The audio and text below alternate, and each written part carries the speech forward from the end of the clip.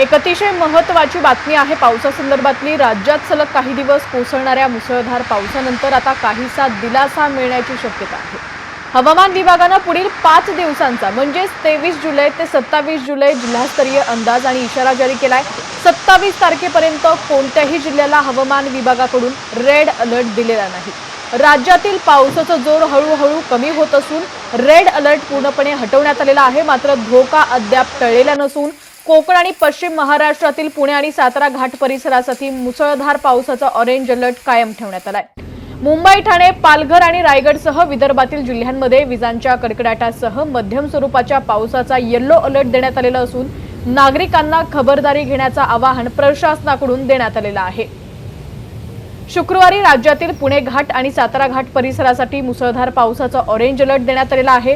तर पालघर, नाशिक घाट, ठाणे, रायगड, रत्नागिरी आणि कोल्हापूर घाट या भागात पावसाचा जोर काहीसा कमी होऊन येलो अलर्ट राहील। याशिवाय विदर्भातील बुलढाणा, अकोला, वाशिम, अमरावती, यवतमाळ, वर्धा, नागपूर, गोंदिया, भंडारा, चंद्रपूर आणि गडचिरोली या जिल्ह्यांमध्ये विजांच्या कडकडाटासह हलक्या ते मध्यम पावसाचा येलो अलर्ट जारी करण्यात आलाय। 24 जुलै रोजी कुठल्याही जिल्ह्यासाठी रेड अलर्ट देण्यात आलेला नाहीये। शनिवारी 25 जुलै रोजी पावसाचा जोर आणखी कमी होणार असून या दिवशी राज्यात ऑरेंज आणि रेड अलर्ट पूर्णपणे निरंक राहील। 25 जुलैला केवळ रत्नागिरी, रायगड, सिंधुदुर्ग, पुणे घाट आणि सातारा घाट या भागात हवामान विभागाने येलो अलर्ट कायम ठेवलाय। उर्वरित महाराष्ट्रात पावसाची तीव्रता कमी झालेली पाहायला मिळेल। त्यानंतर 26 जुलै आणि 27 जुलै रोजी हवामानात अधिक सुधारणा होणार असून नागरिकांना मोठा दिलासा मिळणार आहे।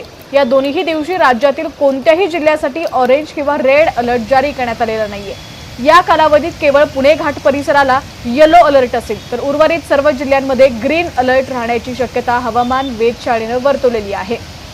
त्यामुळे वीकेंड नंतर नागरिकांना मोठा दिलासा मिळण्याची शक्यता आहे। तसंच या ठिकाणी आपण पाहतोय चांदोली खोऱ्यात व पाथरपुंज इथं सुरू असलेल्या मुसळधार पावसामुळे चांदोली धरणाच्या पाणलोट क्षेत्रात अतिवृष्टी झालेली असून वारणा धरणातील पाणीसाठ्यात झपाट्याने वाढ होतीये।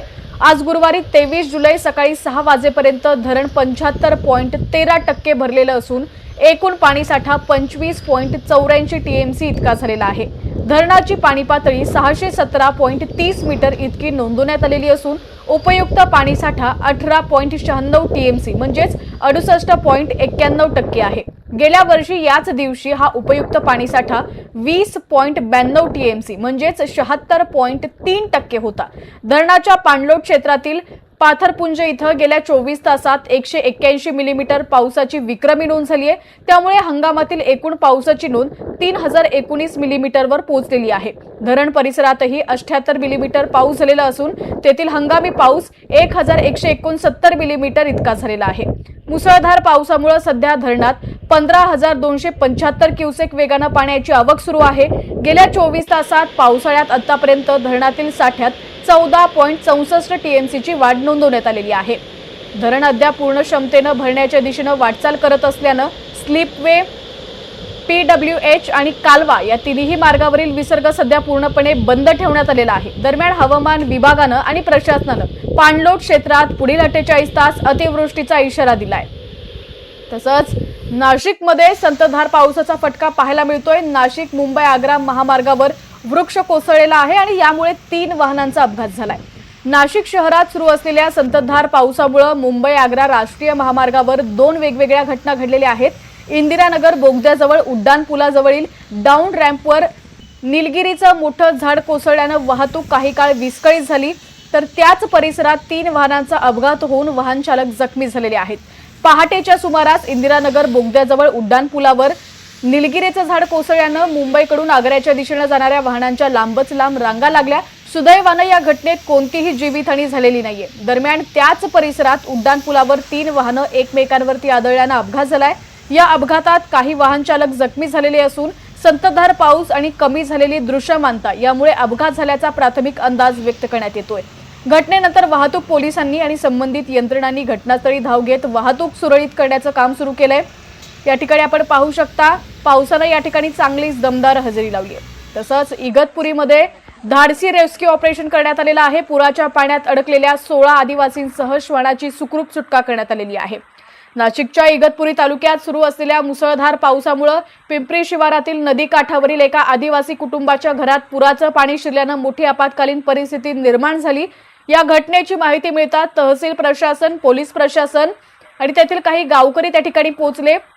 तसंच पावसात धाडसी बचाव कार्य राबवलं।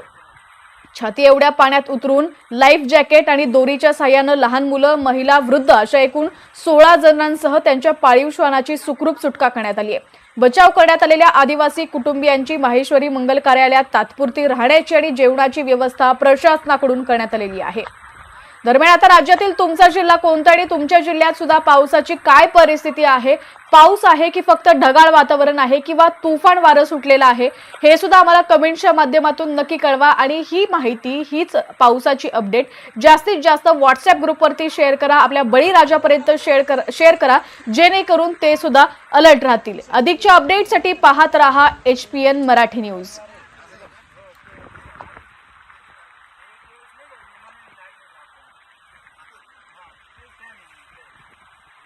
विमानाने